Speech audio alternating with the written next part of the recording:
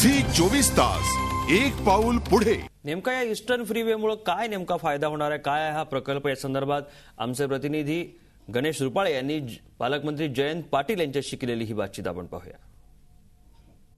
आपल्या सोबत आहेत राज्याचे मंत्री जयंत पाटील। आपण त्यांनाच विचारू की या संबंधी सर्व घटनेचं काय कारण आहे। सर, मला सांगा की काय तुम्हाला वाटतं, काय कारण आहे? ईस्टर्न फ्री वेचं काम गेले 2-3 वर्ष चालू आहे आणि या सर्व BPTच्या मार्गावर हे जे ब्रिज पिलर्स करून त्याच्यावर ब्रिज तयार केलेला आहे, त्याच्या पद्धती प्रीस्ट्रेस कॉन्क्रिटिंग गॅन्ट्री गर्डरच्या माध्यमातून करत इथपर्यंत आपण पोचलेलो।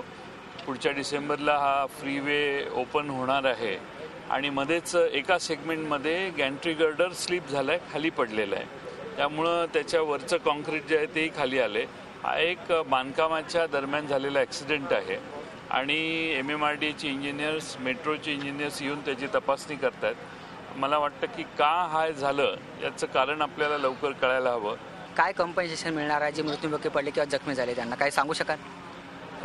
महाराष्ट्र सरकारच्या नियमानुसार जे सर्व ठिकाणी असे अपघात झाल्यावर दिलं जातं तेच कॉम्पन्सेशन या मध्ये जे दुर्घटनाग्रस्त आहेत, व्यक्ती ज्यांना इंजुरी झालेली आहे, जखमी झालेले आहेत त्यांना, आणि ज्यांचा मृत्यू झाला आहे त्यांच्या कुटुंबियांना दिली जाईल। चूक कोणाची, प्राथमिक माहिती काय म्हणते, चूक कोणाची?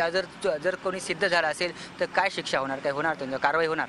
काही त्रुटी राहिली असेल किंवा कोणाचा दोष असेल तर त्याची चौकशी अधिकारी करतायत, ही माहिती आपल्या समोर येईल।